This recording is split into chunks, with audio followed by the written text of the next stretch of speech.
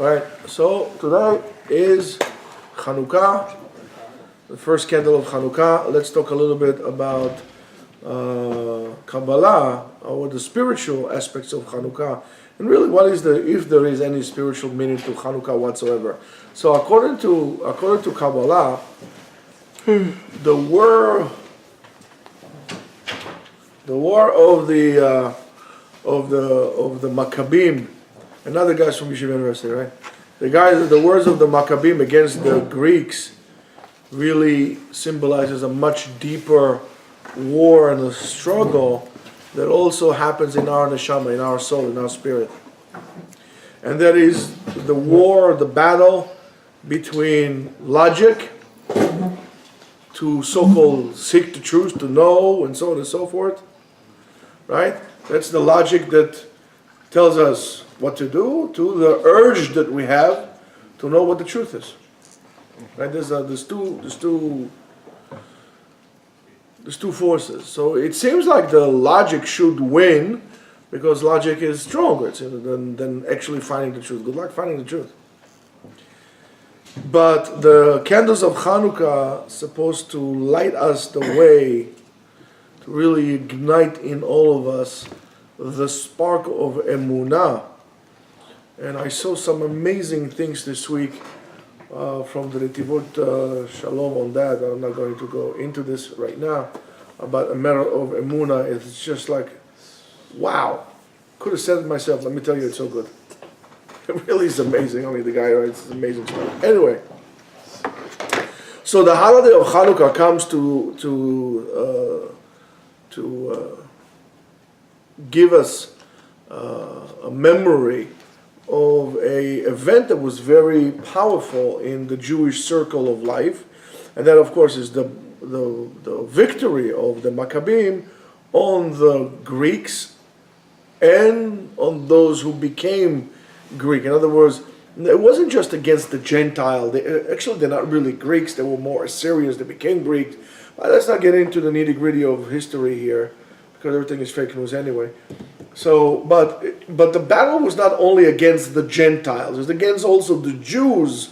And actually the battle against the Jews who became like the Gentiles were more fierce and much more difficult than the battles against the by the way, we're still fighting that battle.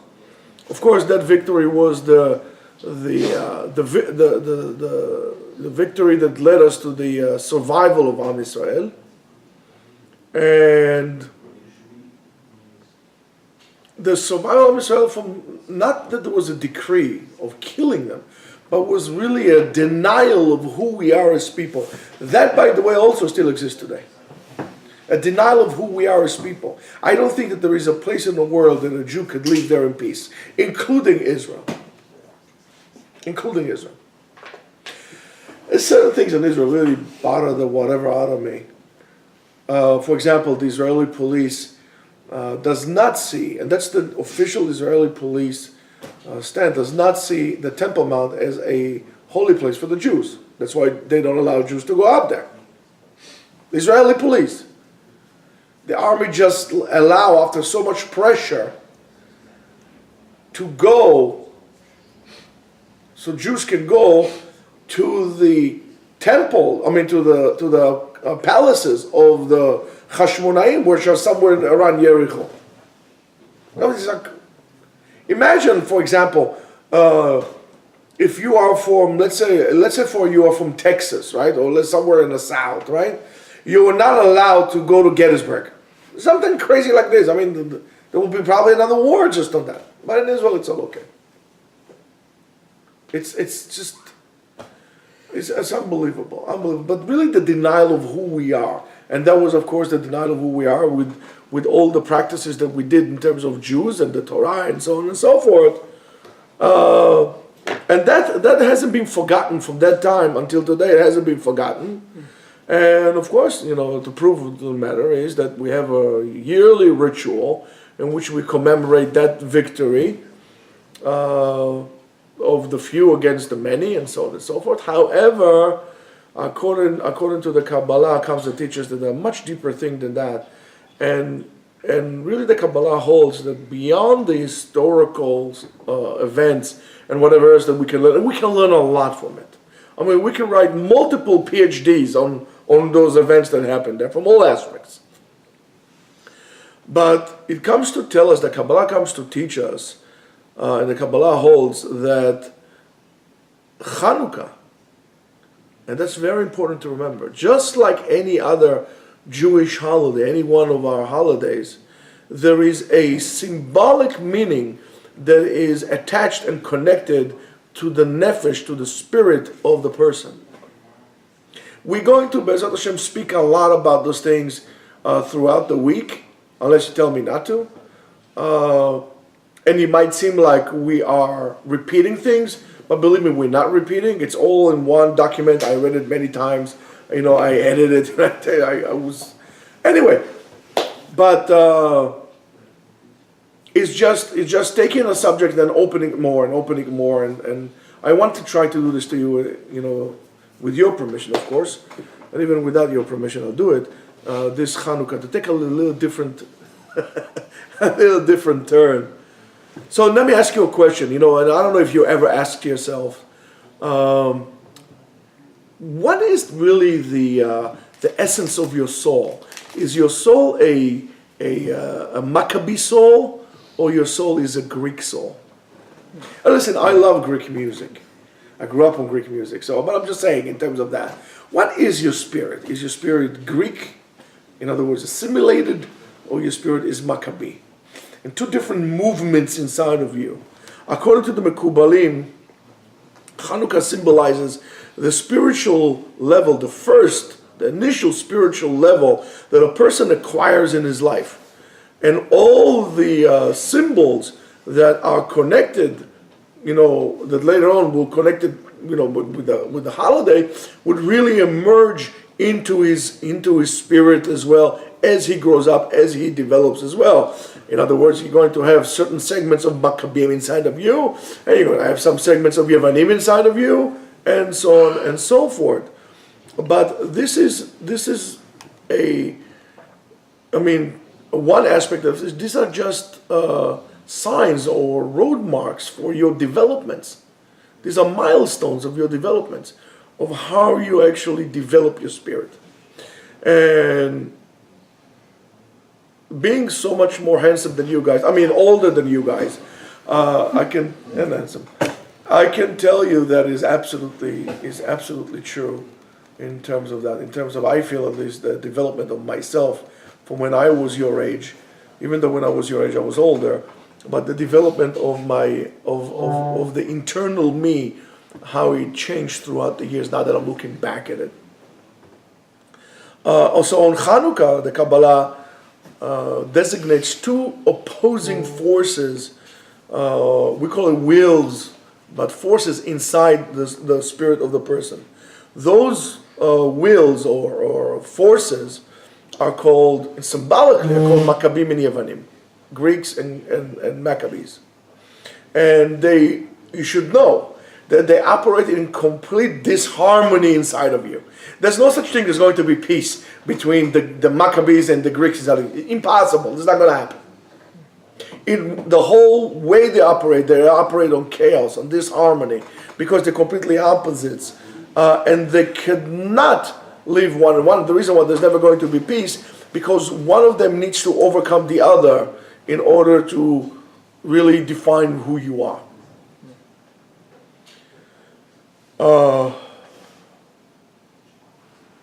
However, you should know that those wills inside of you are not going to be completely diminished and disappear, but rather they're going to be tied and attached to the other will.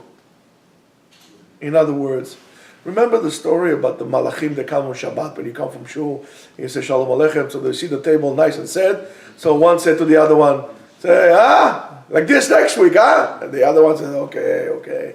And then if you come and your house is a mess and your room is a dump and so on and so forth, and the Malachim comes, so the good Malach says, no, and the other one says, next week like that, No, Malasot, yeah, that's the way it works. You can you can't dismiss it and kill it altogether, but you're going to be able to take those powers and really hatch them into the what you call your wagon of your life, the soul, and that's how. And all of a sudden, you can get support one way or another. It's going to once you define that one is overwhelming the other, but not killing it, not dismissing it, just overwhelming it. You're going to feel like a rocket booster. That all of a sudden you either do tremendous amount of mitzvot, or lahavdil, you are sinking on in the spiritual mud that God knows who can get you out of there. I don't think even Rav Nachman, from whatever he grabs you, or Rav Avinu, from wherever he grabs you, will be able to get out of the mud you're going to get yourself into if you get the wrong way. It's horrible. So now. And this is how you develop spiritually. And you could really see it, by the way. This is why it's important to keep, I know I'm getting a little sidetracked, but this is why it's important to keep yourself, not only your children, yourself, also clean from exposure to or to inappropriate, and I'm not using the word kosher, to inappropriate material. Very important. Very important. And regardless of how observant you are, you should say, listen, if there is, let's say, for example, vulgarity or something like this, you should say, excuse me, do you mind please not to speak like this around me? It really upsets me. I feel very uncomfortable.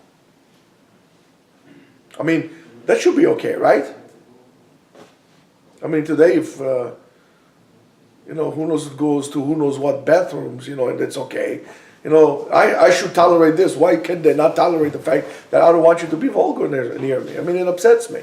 I really don't appreciate it if you talk like this. Can you please stop? Okay? So, if you have to be on guard on that. And you see that kids that are exposed to material who is inappropriate are really being poisoned themselves. And the first thing that it attacks is their emunah. It's the first thing that it attacks.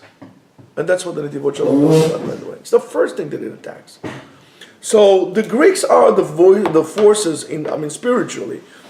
They made some good food, let me tell you, and some good music, but they're spiritually, in terms of what we are talking about inside of us, it really represents the forces of darkness that represents logic. Or is known in Greek, logika. You Russians took everything from the Greeks. Took everything from everybody. You're like a Russian salad, like you can identify everything inside, just pouring stuff on that. I forget it. Anyway, they represents the acquired knowledge, the external wisdom, philosophies, and so on and so forth that really establish inside of you as a person the thought that there's no reason, there's no need to really wonder after what is the purpose of life. Happy Chanukah. Happy Chanukah. Thank you. So, and when a person starts thinking about what is the purpose of life and what's the purpose of existence and so on and so forth, hopefully he will do somewhat of a pause and will think about what is he, and where is he going with his life. But with your logic, I guess it's like those people who watch too many TED shows. All of a sudden it's like, oh, what do you do for your free time? I watch TED shows. All right, whatever. I mean, listen, there's some very nice things there. I like Visos better than TED Talks. The guy looks like a little bit, And there's a guy, I like, the guy, he's a nice guy. It's a Michael. Visos here. The guy is crazy. I think he's on, I don't know. Anyway, it's really great. Anyway, so according to these forces, the powers inside of you, life is short, and you really have to take advantage of them as much as you can in terms of like enjoying and to go to the Copacabanas and to go to Cancun and to go to the Dominican Republic and to have my nails done and my toes done and to be served in a colada, and so on and so forth. Like an idiot. That brings darkness. I'm sorry. that brings darkness into your life. That is the forces of darkness inside your life. Because I'm going to ask you a question. One thing you need to ask yourself, when I'm going to go there, how is it going to bring me closer to God?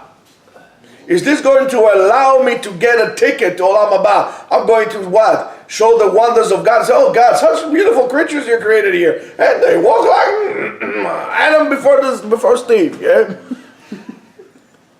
I mean, give me a break.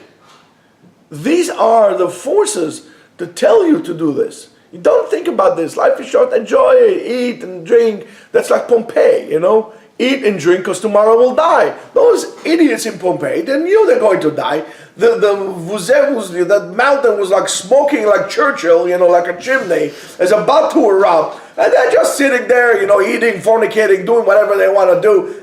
Hello, why don't you just take a boat and get out of here? I mean, this thing is crazy, right? Nah, don't worry about it. We are like so indulged in pleasures that they died. They died. If you want to see 2,000-year-old morons, go to Pompeii and go see them they're laying there on the floor. I mean, you could have run. Why did you run, man? I mean, this thing is blowing smoke. And you know, when a volcano is about to erupt, it's crazy. I mean, the whole earth shakes and the smoke. It's not like this one say, okay, guys, a switch, power up, boom, the whole thing goes up. No, it's like a whole event. It takes time. No, eat and drink. As they say, eat and drink because tomorrow we'll die. That's what they held. That is the forces that live there, also spiritual though inside of us. The Maccabim, of course, I mean, let me just tell you that kind of an outlook really condenses you, really restricts you to really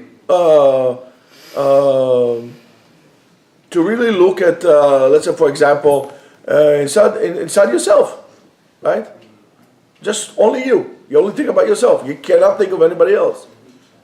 I don't care about somebody else. I want to enjoy. By the way, if you don't know, if you want to see what I'm talking about, if you don't know what I mean, look around. How many people in this world today have kids? To many people, kids is a pain in the neck. Who wants kids? You know, I have things to do. I have a career to do. I have this to do. I have that to do. You know, I haven't visited this. I haven't visited that. I don't need kids. Honey, take a pill. And she tells her, honey, take a pill. Yeah, it's because it's all a completely selfishness in terms of that. And something is you're so selfish you can't break the trap of the I, of me. I mean, it's all around yourself, and you cannot create a transformation from I to you. It's all about me. And you're depleting, and you really are depleting society out of that, because society is all built about the give and take, and you're not doing that. We need to understand those things. These are major forces inside of neshama. However, on the other side, when we have the Maccabim, these are the forces of light. They bring the light about. And they are the complete opposite. The complete opposite of what we call the Yevanim, and they really represent the internal urges inside of us also. However, those who really push us and challenge you to look for meaning in your life, to look for a purpose in what you do, not to just get a job. I mean, think about what we do when we pick up a job, or we're about to pick a job. How many of us will be tempted, for example, let's say somebody's offering you a job for, let's say, $150,000, and it's something that you really hate. It's going to be boring. But you know that once you start this, you're never going to finish. Ever. That's not going to do the rest of your life. Slow down. No, yeah. It's actually, it's a zombie. You're already dead. Or versus, let's say somebody's offering you a job for $40,000, right? But he said, $35,000, and you're very excited over this, and every morning you'll go, yeah, of course not. Of course I'm going to take the other one. Nonsense. You're going to take the other $50,000 job, because that's how you were programmed to think. Because you're constricted. You think that money would allow you to buy a car and to be nothing. You're not going to be able to enjoy it. I mean, for crying out loud, you're sitting in traffic 95.17% of the time. The only time I don't sit in traffic is when I put my car in a parking spot. That's it. I mean, everywhere is one of the nonsense. So those forces inside of you that ask you to go out, to look for meaning, to find meaning in anything that you do. And this is the most important part in your life. You don't search for dollar and gold. You should not search for diamonds. You should not search for a bucket of gold at the end of the sun of the horizon. You know, beyond the sunrise. You know, beyond the rainbow. That's nonsense. You gotta look for meaning in what you have. Is there meaning in what you do? Do you like what you do? Or you just cannot wait to live what you do? That's why when you do all these things, then you have to really bribe yourself. You have to self-medicate yourself with those, because your life are absolutely meaningless. So you create like this mirage of fake things in your mind. Oh, I'm going to go to vacation here. I'm going to buy this car. That's not going to make you feel good. And that just increases the darkness in your life as it is, the darkness inside. How many of us actually want to understand the secret of life? The deep meaning of life. So the Maccabim, those who are Maccabim are not going to be only satisfied with desires of this world and fulfilling their materialistic needs only. According to them, there is a great value and virtue meaning to life. Life is more than just what we see. Those Maccabees will awaken the internal wills inside of you and will demand you to act upon what is so-called living forever. Living forever is arguments like the Rambam, you know. The Rambam lives forever. Yeah, the Rambam is dead. Yeah, everybody dies. But in terms of his name, show me a person, you know, who was a great Gentile? Plato? Yeah, Plato. Exactly. Do you think that there is a day in the world, and a day in the year that, you know, or the whole entire year that every single day everybody talks about Plato? No, there are many days in the year that nobody talks about Plato. But the Rambam, I don't think that there is a day in the year, including Yom Kippur, that somebody does not say the name. The Rambam says. That's the criteria which we should measure ourselves. You want to live forever, do that. Why? Because everything they did. And you could see from the way he was writing, every word is calculated. Every word, he would just not talk. Every word carried a weight, and he measured every word with a laser beam. These were and what happened? In the time of complete darkness, you know when the Rambam lived around what, 1100, something like this, right? 1100. That's like in the peak of the Dark Ages. You know what they did in Europe during this time? You know what happened in England during this time? You had over there the Vikings coming down, all rolling out, drinking blood pudding all day long. And the Rambam is writing his work. I mean, look at the difference. Forces of darkness, forces of light. Let me ask you this. Who would like to be a Viking for a day? Hey, be a Viking, you know. How about to make a series about the lives of Maimonides? Nobody will watch it. You know, because we like those things. It's like very behemic rather than being refined. And these are the forces that operate inside your never. There's no point of really continuing and talking more about secrets of Kabbalah without, first of all, understanding what is happening during those days. So now, and we always have those battles, you know, and you have a battle, you know, between those two hashkafas in the world, right? We learned we have the battles of David and Goliath. David and Goliath. It's not David, it was David, yeah? Moshe and Paro, and so on and so forth. So comes the Yevanim, and they really take their control over from Am Yisrael. Then comes the Maccabim, and they kick the Yevanim back again, and they take over take over basically Am Yisrael, which is basically us as well. However, together with that, the Greeks really create something and a certain attachment that we would not be able to ever, until we'll be able to overcome this, but until now, at least we weren't, to break away completely from, to separate from the world of materialism and to really become completely spiritual. It's very difficult for us. So that spark that really starts that spiritual journey. And by the way, I never heard a person that says to me, oh yeah, I would like to go. Where would you like to go? Where's a good place to go nowadays? Uman. Huh? Uman. Uman. They mean Uman, a bunch of lunatics. Uman. What I gotta do in Ukraine? I don't like Ukraine. Hotel. No, like let's say a vacation. Where do people go on vacation nowadays? La Romana. Barbados. Las Vegas. Barbados. Where? Las Vegas. Las Vegas. What did you say? La Romana. La Romana? That's in Dominican. Dominican Republic. Yeah, I never said a person says to me, I really like to leave everything behind and go on a spiritual journey. None of you. No one. I didn't say Nepal. But I'm going to tell you something. That's what, as a matter of fact, not so much Nepal. That's why I think you have to, first of all, go through India in order to get to Nepal. In India, you could go and really see spirituality out of the side of the Tum'ah, because that has the mirror image with that as well. There's tremendous Tum'ah in India. But it's also spiritual Tum'ah. And I'm saying, what happened to us? Why don't we have it? None of you want to go on a spiritual journey. None of you. You cannot wait to get out of the walls of this holy temple that we call a yeshiva and go to work as far as I'm concerned, there's no difference if you're working, you're like, Ivy League, whatever you are, lawyer, or you work in the sanitation department. For me, it's the same thing. You came out of the worlds of Kedusha to the worlds of materialism outside. It doesn't bother you. I don't know how you sleep at night. I really don't know.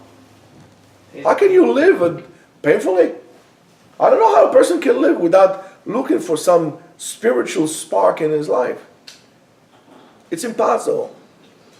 So that spark that sets it on fire at the beginning looks very, very, very, very small. Single, one little candle in the window, trying to stand and to battle this tsunami of egoism that is really brute and it's like power hungry.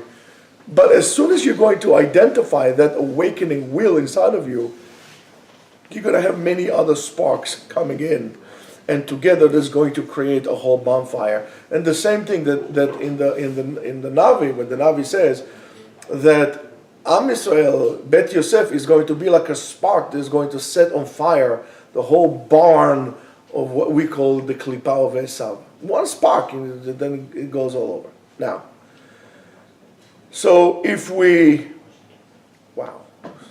okay, we're almost gone for this, at least for today. More than, okay, fine. So if we want to talk about, so we always talk about fire, right? So in Chanukah, we're talking about it tells us the story about the battle of the few against the many, or maybe we could call it altruism versus egoism. So we're talking about Uman. So Rav Nachman says, Anu uvnim bifnei Adam. He says, Shnei chavalim. There are two different ropes that stand in front of men, and you decide which one you're going to go up. Chevel kedusha, a rope of holiness, ukenegdo chevel tum'ah. And then on the other side, there is a rope of impurity. Ve'abchira chofshit beyado. And you can choose whichever one you want to go. Nobody's forcing you. No one is forcing you to become a tzaddik, and nobody is forcing you to become a dirtbag. No one. This is all you're doing. It's all you're doing. And nobody can say to me, Rabbi, learning is not for me. Because if you are capable of, building buildings, writing a psychological report, doing all these things that you guys do so well, selling houses, inventories, and, scheming people, whatever you guys do, right? Without mentioning who. Eating bagels, You didn't go on a diet yet, huh, darling? But you promised to everybody. Baby steps. No baby step. Maybe you're gonna die tomorrow, baby step. Start running. Sure. Right? If you are capable of doing all these things, and you do it very well, because you're very successful, you know, the argument's sake. Take, for example, this guy now they have investigation against him in Israel, Lev Levian. He's a multi-millionaire, billionaire, right? He's a billionaire. You want to tell me he's so smart he cannot learn, he cannot finish Shas?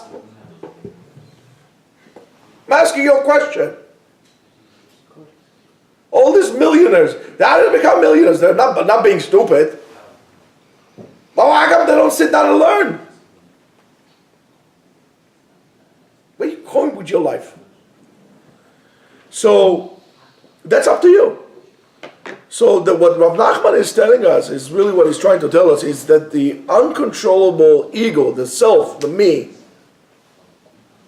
really pushes us to a different type of a reality, which is going to be very stressful, condensed reality. When you have a complete emunah in HaKadosh Baruch Hu, you know, you can breathe. Whatever, Hashem helps. Hashem helps. And everything from Hashem is good. Whether I know it, I don't know, everything from Hashem is good.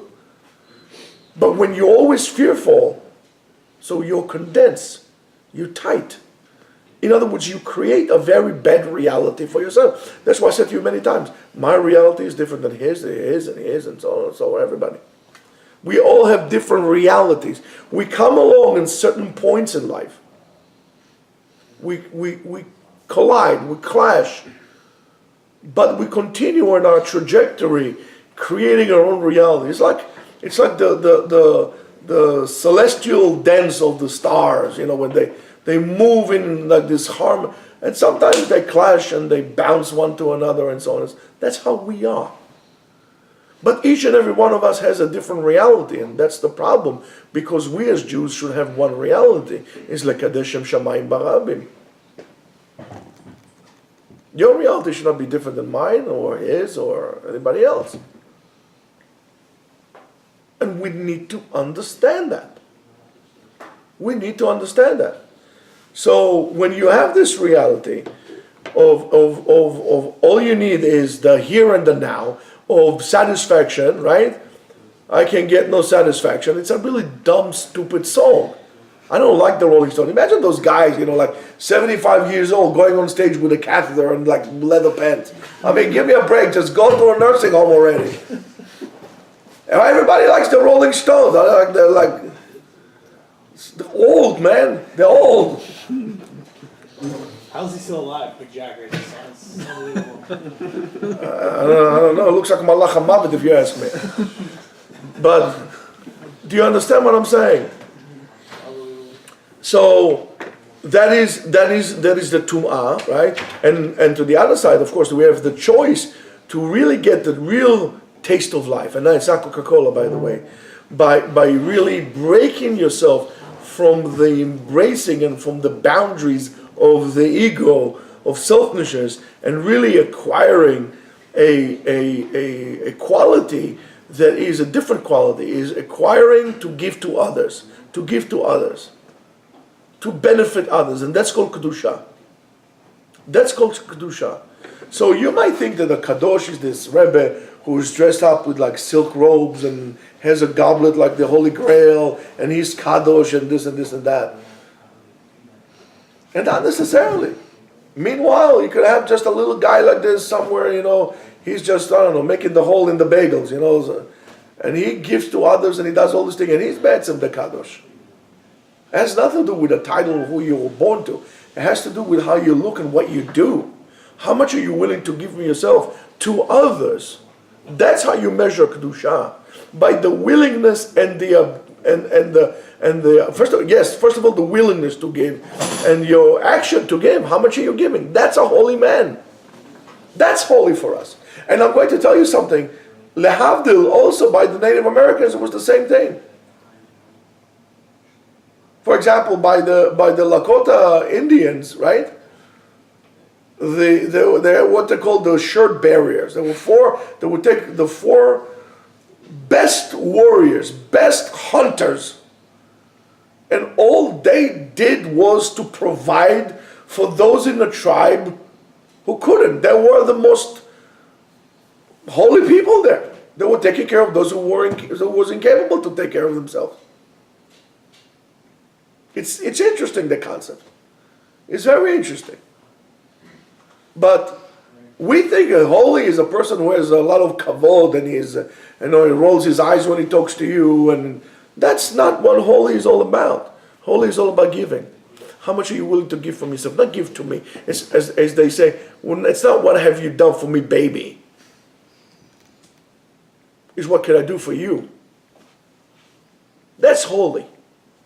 And you see, who said it? FDR said that. It's not what your country can do for you, it's what you can do for your country. At the time, America was holier than what it is now. America right now is all about entitlement. Give me, give me, give me. And with this sense of entitlement, we are less and less holy. And any way you look at it. And I'm sure many Gentiles will agree with what I'm saying. To be an entitled person, that will affect your holiness, because you're going to start cheating, you're going to start sacrificing everything on the altar of entitlement. Stay away. Better off you live in a 2-bedroom that you can pay the rent, but it's yours and you do it an honest job, that you live in a mansion that it's all money laundered and who knows what. That's not holy. That's stupid. And we should know better. And the Kabbalah teaches us that in Chanukah, the symbolism of Chanukat Beit HaMikdash is a spiritual one, and really expresses the building of Beit HaMikdash in the nefesh inside. Bait represent, I don't talk about Bait now. It's like fixing something inside, internally inside of you. And a person that was able to fix his urges, his needs, his wants, of the I want, and so on and so forth, and she was able to change it from the willingness to receive to the willingness to give. A person like that was able to re-inaugurate and to build his own personal, internal, spiritual Beit HaMikdash.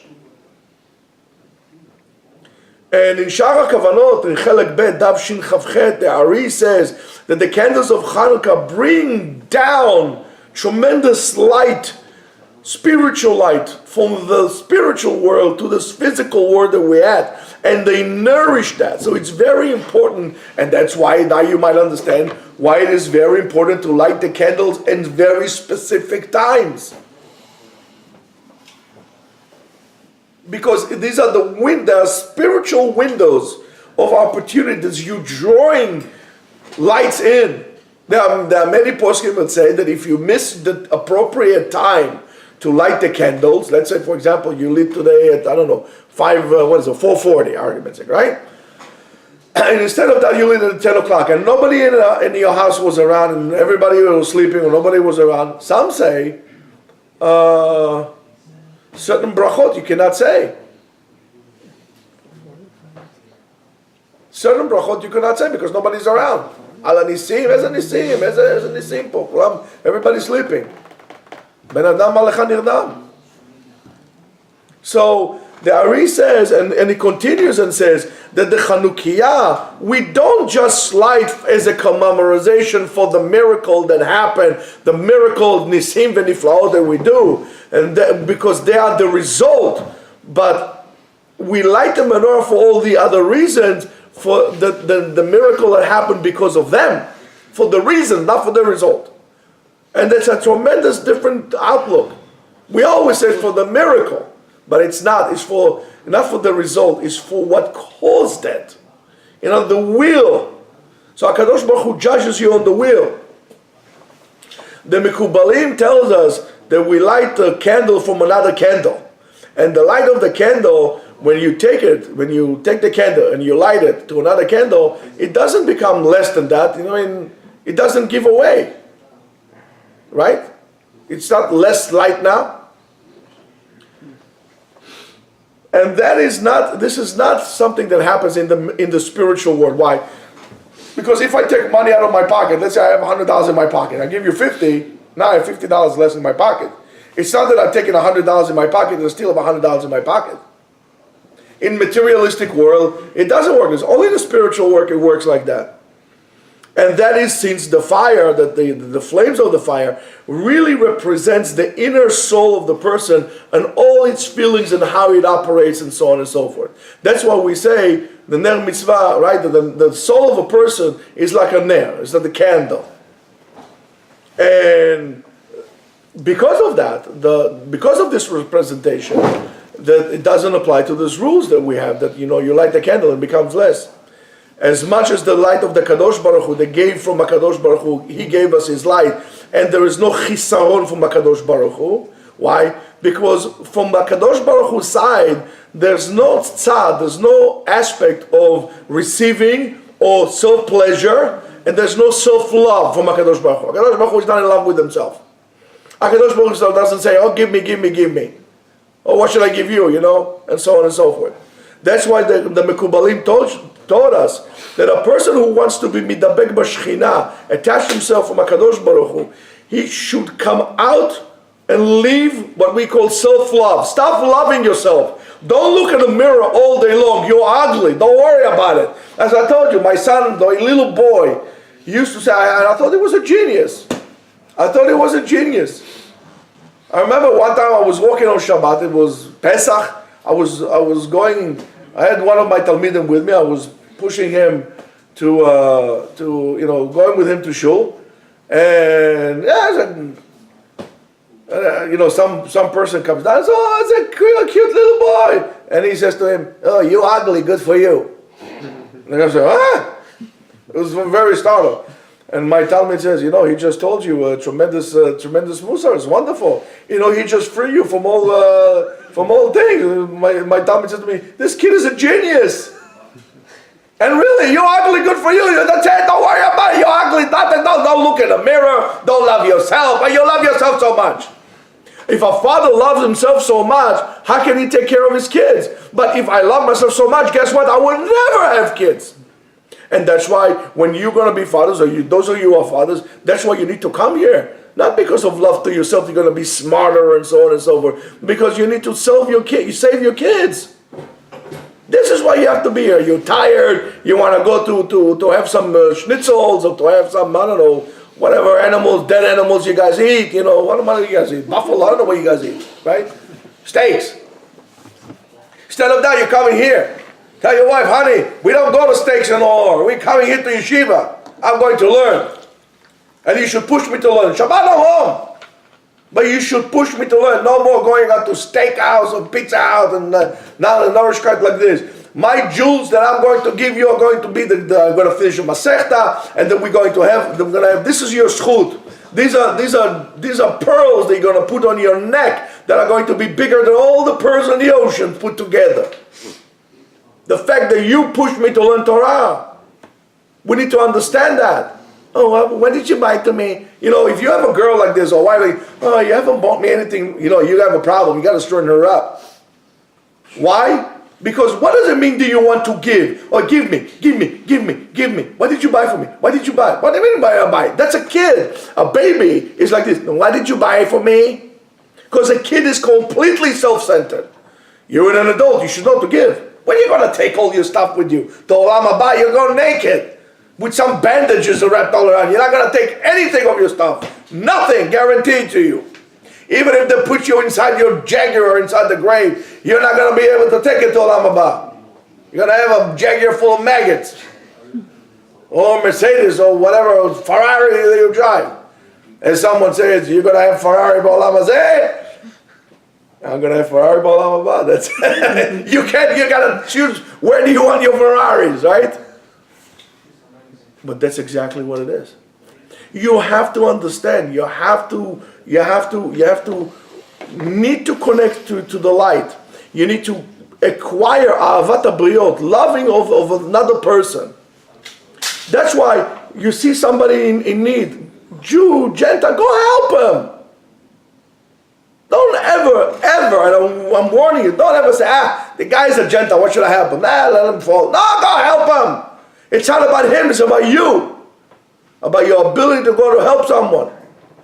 HaKadosh Baruch Hu merachem al kol bruav. On all his creations, he has mercy.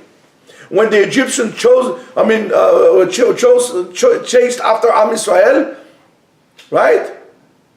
The Malachim will say, oh, Allah, let's go, Allah. Chagiga Gdola. Kadosh Baruch Hu says, what are you doing? Why are you laughing? Why are you so? My creation has been drowning in the ocean, and you're rejoicing.